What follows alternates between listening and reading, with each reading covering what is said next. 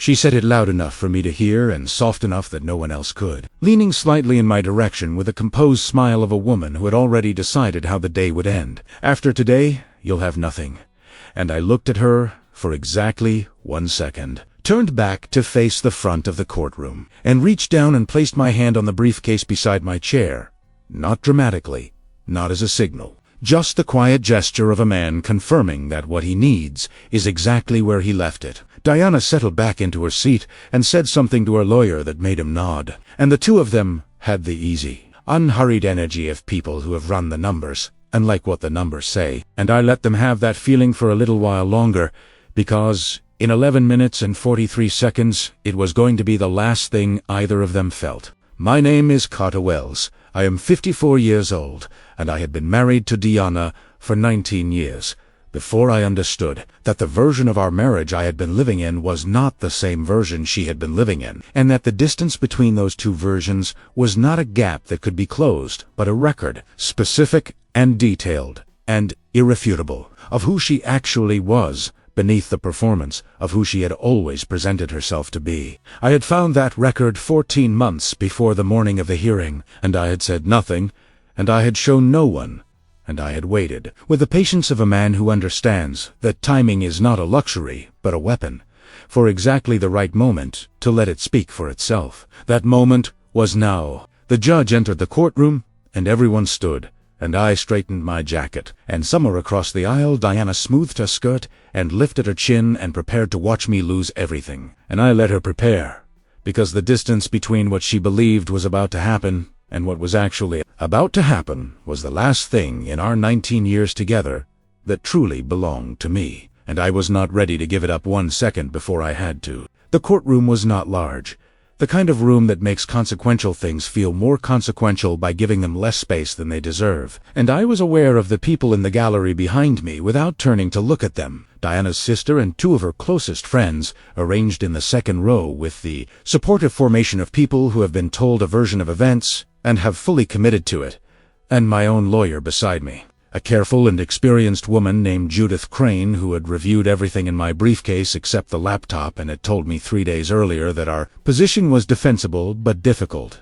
which was her precise and professional way of saying she was not certain we would win. She did not know what was on the laptop. Nobody in that room knew what was on the laptop except me, and the knowledge of it had been sitting inside my chest for 14 months like a stone. I had learned to carry so consistently that I had almost stopped noticing the weight. Diana's lawyer opened the proceedings with a presentation that was polished and confident,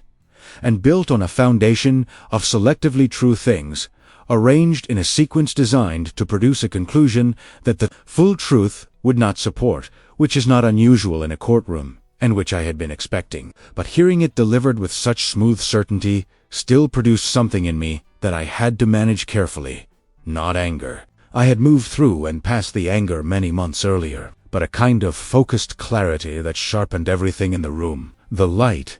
the sound, the precise distance between where I was sitting and where the judge was listening, and the weight of the laptop in the briefcase beside my chair, and the 11 minutes and 43 seconds that were waiting inside it, with a patient indifference of recorded truth,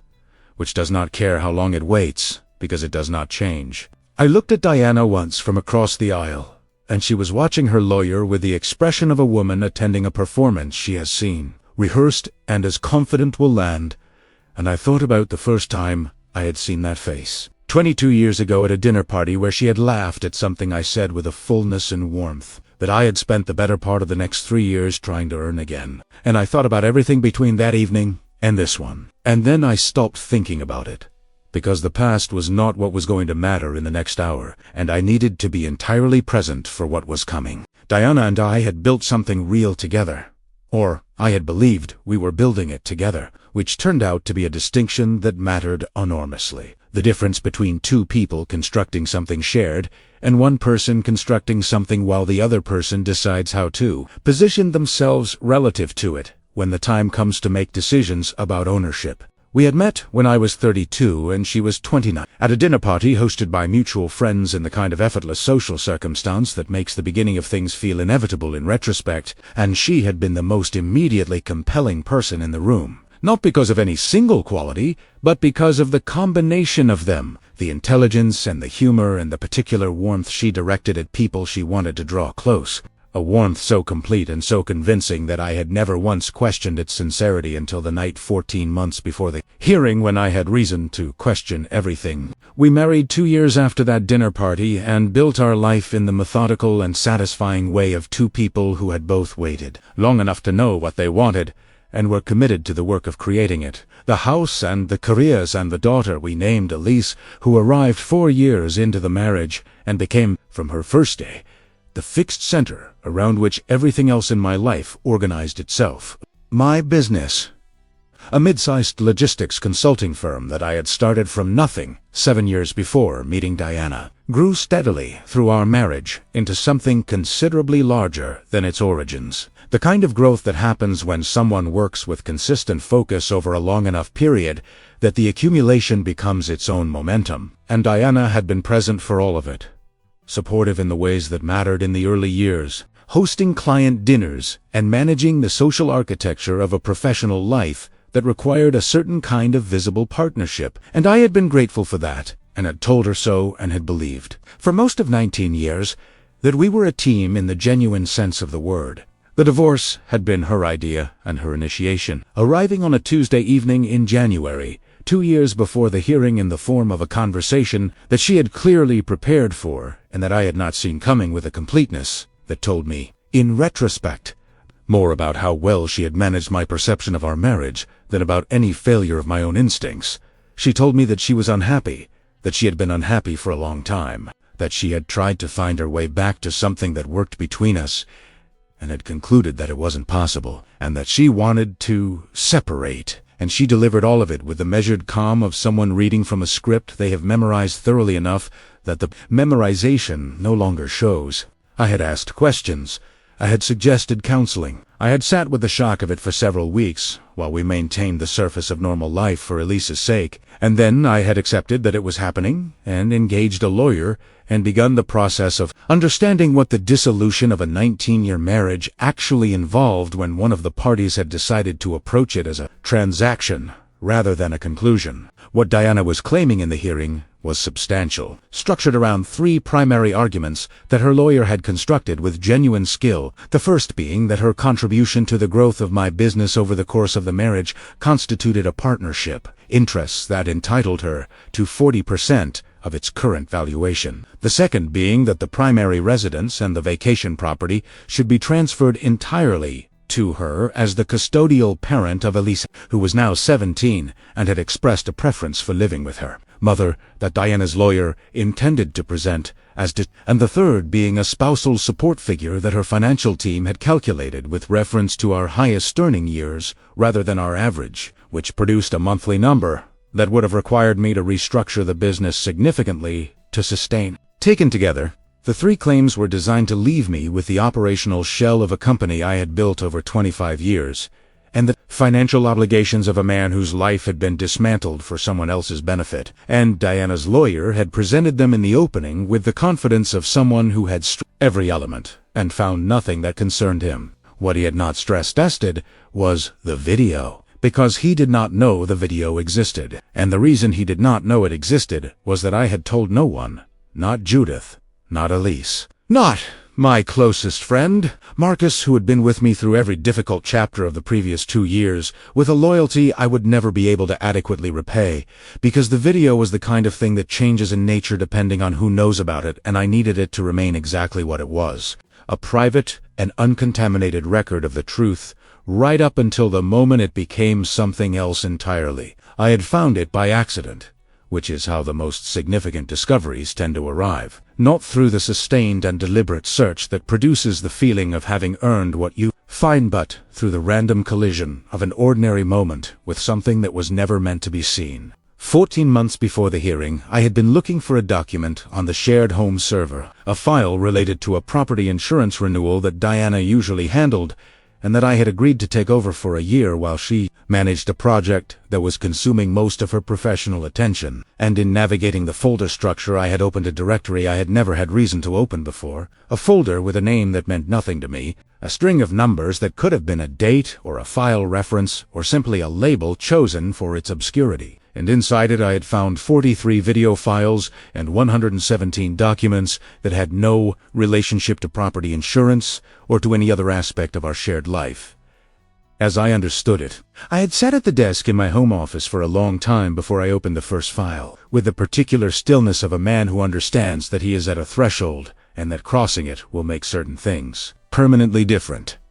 And then I had opened it and watched it, and when it finished, I had sat for another long time with the specific quality of silence that follows the arrival of something you cannot unfind, the silence of a world that has just rearranged itself around a new and terrible fact. The video was a recording of a conversation between Diana and a man named Philip Renner, who was a financial consultant she had hired 18 months earlier, ostensibly to advise on her personal investment portfolio, a hire I had been told about and had not questioned because there was no visible reason to question it. And in the video, recorded in what appeared to be a hotel room, Diana and Philip Renner were not discussing investments. What they were discussing, in the relaxed and detailed manner of two people who have been having the same conversation for long enough that it no longer requires careful navigation, was the divorce. Specifically, the strategy for the divorce. And more specifically, the financial architecture that Diana and Philip Renner had been constructing together for a period that the conversation made clear extended back well before the Tuesday evening in January, when she had told me with such measured calm that she was unhappy, and had been for a long time, the period extending back, based on what they discussed, nearly 3 years, meaning that for 3 years Diana had been managing my perception of our marriage while simultaneously planning its conclusion and the terms under which it would benefit her most completely. Philip Renner's role was not incidental. He had been instrumental in the valuation methodology that her legal team was now using to establish the 40% business interest claim, and the conversation on the video made clear that the methodology had been specifically engineered to produce the highest possible number rather than an accurate one, constructed backward from a desired outcome rather than forward from an honest assessment, and that both of them were aware of this and considered it a successful piece of work. There were 43 videos in that folder, recorded over a period of 11 months, and I had watched all of them over the course of 3 days that I have never fully described to anyone, because the experience of them is not something that translates easily into language. The experience of watching the architecture of a life you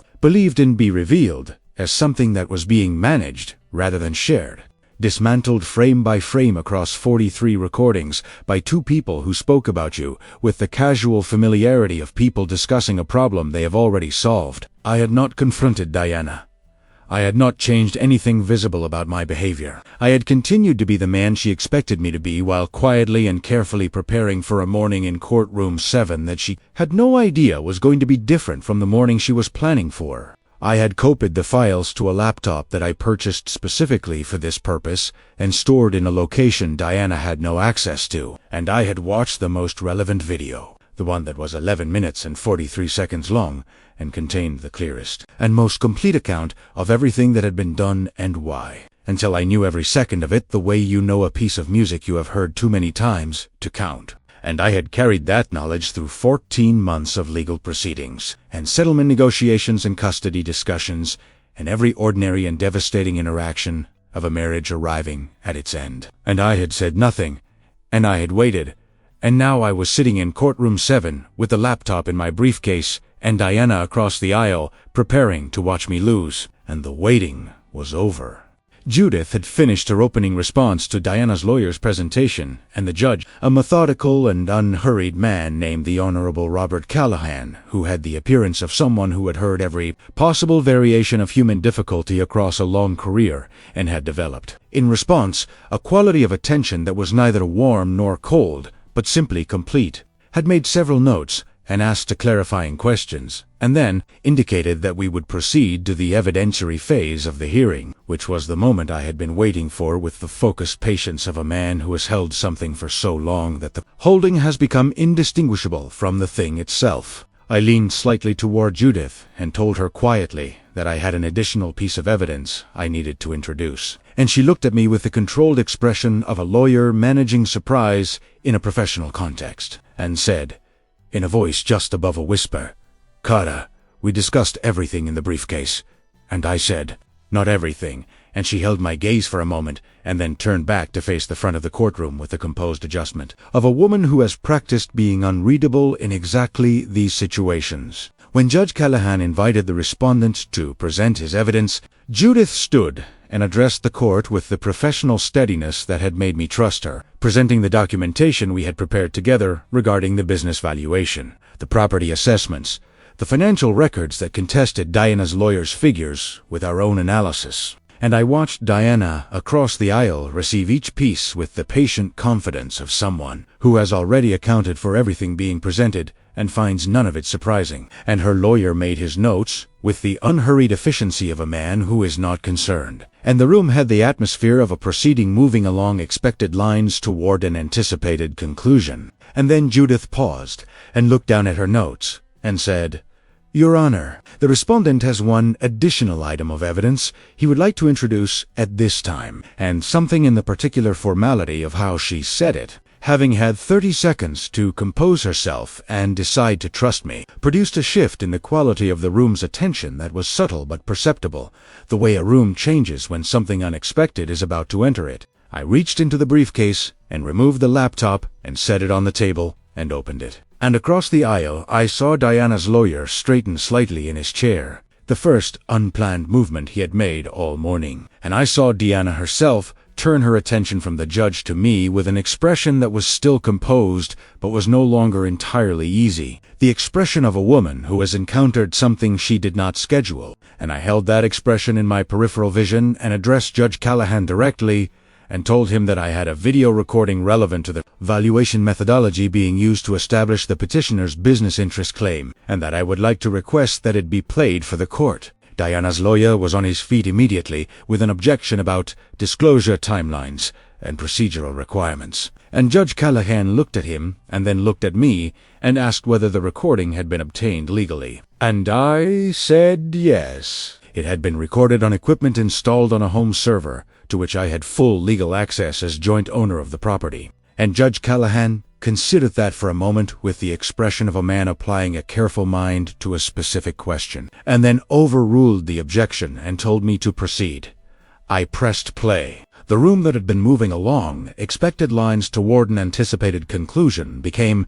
in the first 90 seconds of the video, an entirely different room. The kind of room where the air changes quality and people stop making notes, and the background noise of an institutional space, the shuffling and the quiet coughing and the small movements of people managing their physical presence through a long proceeding, simply stops, replaced by the focused and collective stillness of people receiving something they did not expect and cannot look away from. Diana's voice filled the courtroom from the laptop speakers with the relaxed and detailed clarity of someone speaking in a private space without any awareness of being recorded. And beside her, Philip Renner's voice responded with the easy familiarity of a man deep in a conversation he had been having for a long time. And the conversation they were having was the conversation I had listened to until I knew every second of it. The conversation about the divorce strategy and the engineered valuation and the 3 years of careful management of my perception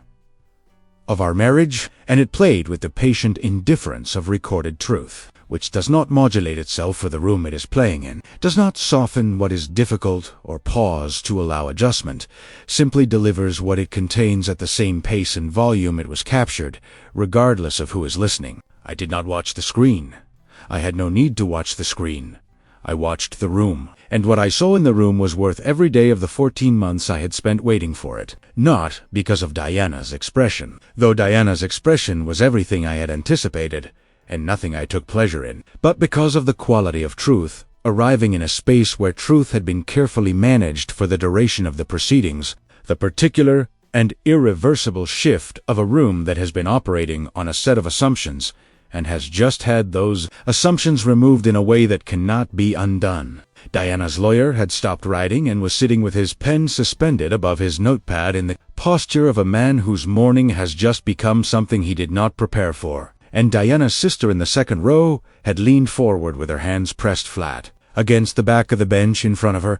and Judge Callahan was watching the screen with the complete and expressionless attention of a man receiving information he intends to use. Diana went pale in the way that people go pale when the blood actually leaves the surface, a visible and involuntary physical response to something the body registers before the mind has finished processing it. And she sat very still in the way she had been sitting, composed and confident all morning, but now the stillness was different. It was no longer the stillness of a person in control of the room, but the stillness of a person who has lost control of it and has not yet found anything to replace that control with. And I watched it happen and felt not the satisfaction I might have expected, but something quieter and sadder and more human than satisfaction. The feeling of a man watching the confirmation of something he had spent 14 months wishing were not true. When the video finished, the room held its silence for several seconds,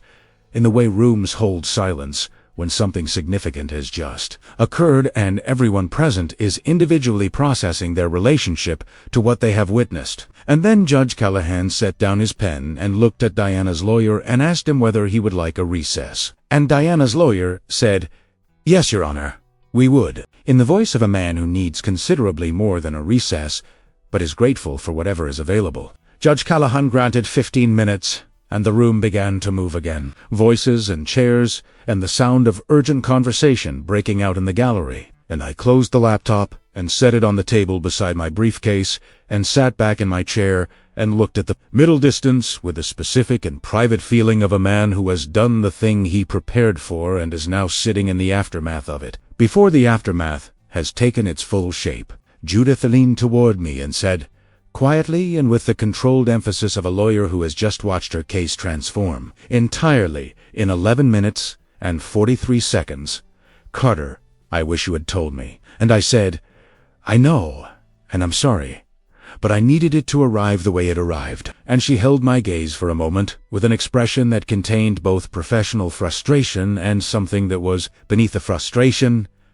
a kind of respect. And then she nodded once and turned to begin writing the notes that the next phase of the hearing was going to require. Across the aisle, Diana and her lawyer were in close and urgent conversation, his head bent toward hers, her voice too low for me to hear, but her posture carrying the compressed and effortful quality of someone managing a crisis they did not anticipate with the tools they have available, which were suddenly and significantly fewer than they had been 40 minutes ago. I thought about Elise, as I had thought about Elise throughout the entire proceeding, not in an abstract way, but in the specific and constant way of a father who knows that everything happening in that room will eventually reach his daughter and is trying, in every decision he makes, to ensure that what reaches her is the minimum necessary damage rather than the maximum available wound. I had not shown Elise the videos, had not told her what I knew, had not used what I knew to reshape her relationship with her mother, because whatever Diana had done, and whatever she was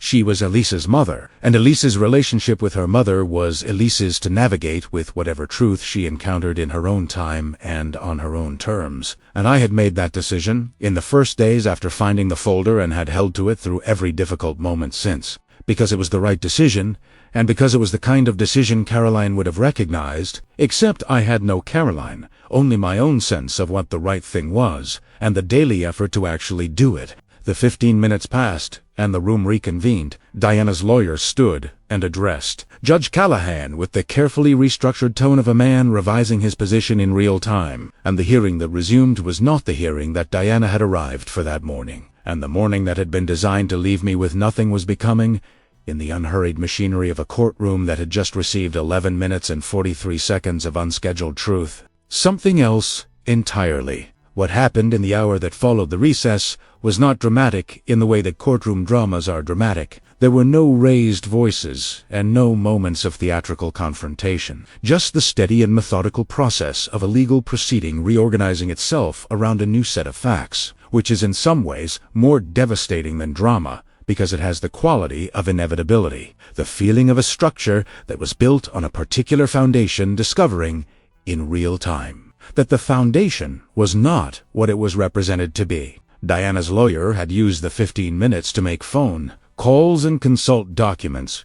and arrive at a revised position that was, compared to the morning's opening, considerably more modest in every dimension, and he presented it with the careful language of a man managing a retreat while attempting to maintain the appearance of a strategic adjustment, which is a difficult thing to do convincingly, and which he did not entirely succeed at. And Judge Callahan received it with the same complete and expressionless attention he had given everything else, making notes in the methodical way of a man who will take all the time he needs and will not be hurried by anyone's discomfort. The valuation methodology for the business interest claim was the first thing to come apart, because the video had made explicit what the methodology was designed to produce rather than what it was designed to measure. And once that distinction was visible in the record, it could not be made invisible again, and Diana's lawyer's revised position on the business interest conceded substantially, moving from the 40% claim that had opened the morning to a figure that Judith told me quietly was within the range we had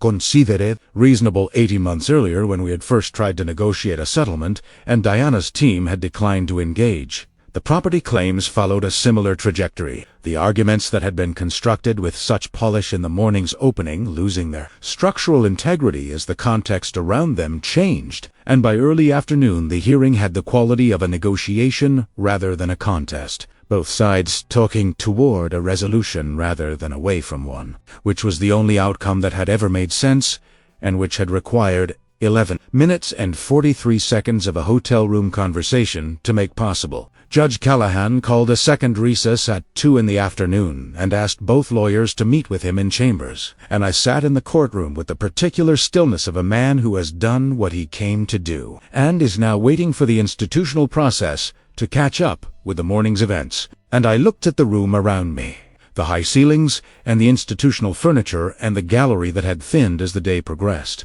Diana's sister having left some time during the second hour without making eye contact with anyone, and I thought about the 19 years that had led to this particular Tuesday afternoon in this particular room, and what those years had actually been, and what they had cost, and what, if anything, they had given me that I would carry forward rather than leave behind. Diana was sitting at her table across the aisle while her lawyer was in chambers, and we were alone in the courtroom in the particular way that two people who have shared a life can be alone together in a public space, the shared history making the distance between them feel both larger and more intimate than the actual physical space. And at a certain point she turned and looked at me with an expression I had not seen on her face before, not in 19 years of knowing it. An expression that had been stripped of the performance that had always been present in some degree, even in the best years, stripped of the management and the calculation and the careful self-presentation, and what was underneath was something that looked,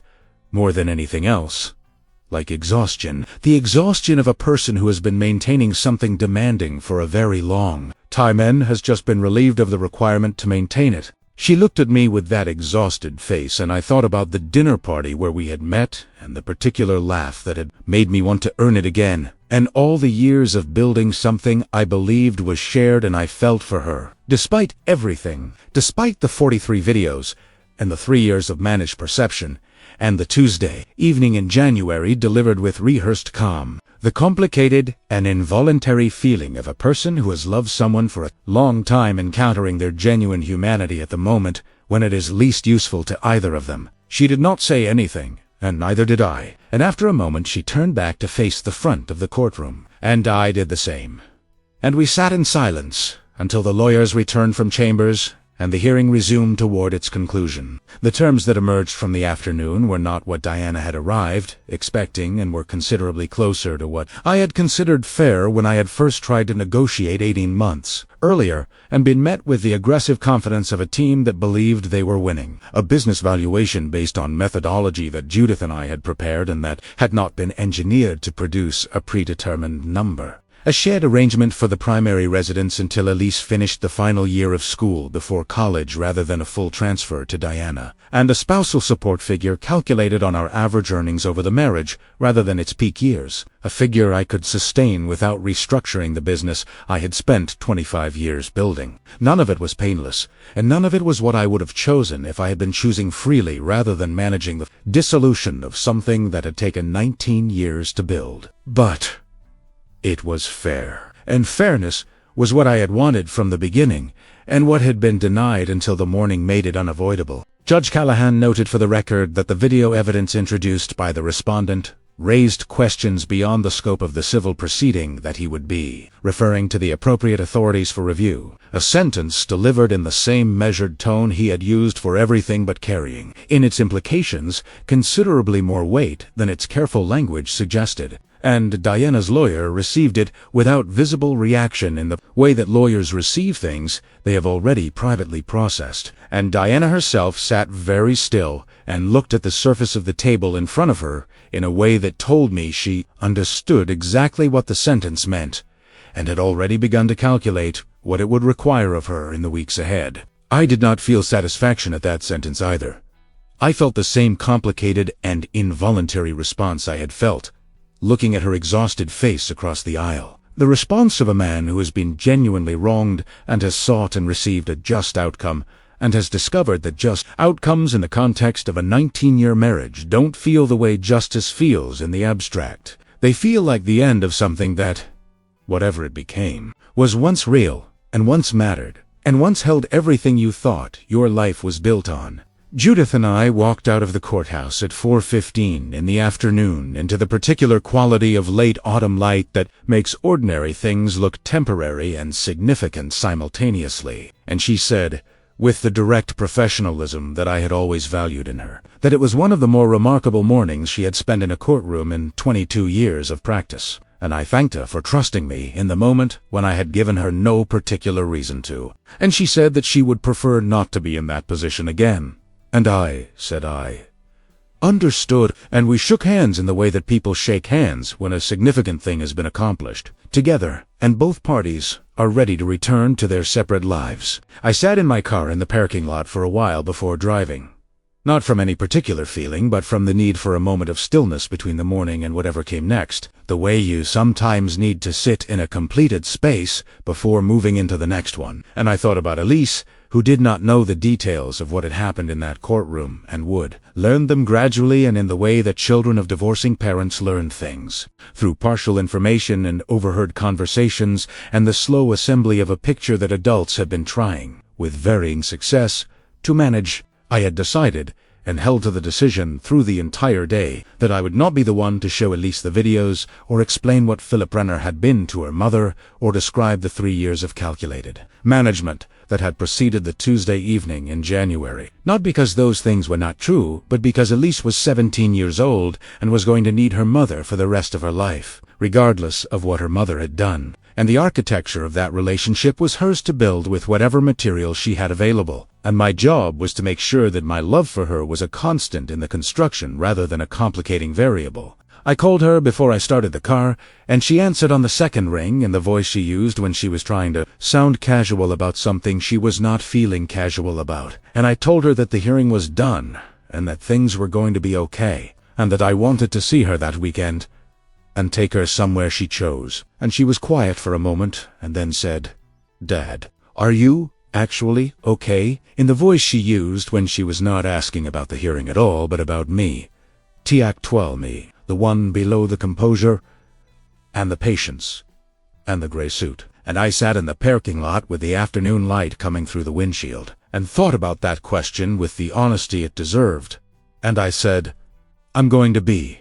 and meant it in the way that people mean things when they are standing at the beginning of something rather than the end, the meaning that requires the future to make it true but is genuine in its intention. And Elise said,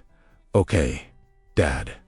in the voice that told me she believed me, and that more than anything else that had happened in Courtroom 7 was what I was going to take home from that day. The weekend I had promised Elise arrived with the particular quiet of early winter, the city stripped of its autumn color and not yet into the harsher beauty of full cold, and she chose a diner we had been going to since she was 9 years old, a place with no particular distinction beyond the fact that it was ours. The place where we had marked the ordinary occasions of her growing up, with the reliable comfort of the same booths, and the same menu, and the same waitress who had watched her change from a small girl who ordered pancakes to a young woman who ordered coffee and still, always, ordered pancakes. And we sat across from each other in the booth by the window, and I looked at my daughter, and felt the specific and irreducible love of a parent for a child, the love that doesn't require justification or maintenance because it exists below the level where those things operate, as fundamental and as constant as anything I have ever known. Se asket me, carefully and with the measured directness that was entirely her own quality, rather than mine or Diana, what had actually happened in the courtroom, and I told her the truth in the version that was complete, without being weaponized. The facts of what had been discovered and what it had meant for the proceedings, without the emotional architecture of injury and patience and 14 months of waiting that surrounded those facts and belonged to me rather than to her. And she listened with the focused attention she had always brought to things that mattered. And when I finished, she was quiet for a moment and then said, "I think I knew something was wrong for a long time. Dad, I just didn't know what I was knowing." And I recognized in that sentence the particular honesty of a young person who has been processing something privately and has just been given permission to acknowledge it. And I said, "That makes sense," and left space for whatever she needed to put into it, which turned out to be enough. We did not talk about Diana beyond what was necessary, and I did not add anything to what Elise already carried about her mother, because that was not my role, and had never been my role, and would not become my role, regardless of what any video contained. And Elise, who was 17, and perceptive, and had grown up watching two people navigate the distance between who they were and who they presented themselves to be, understood more than I said and asked only what she needed and left the rest where it belonged, which was one of the qualities in her that moved me most deeply,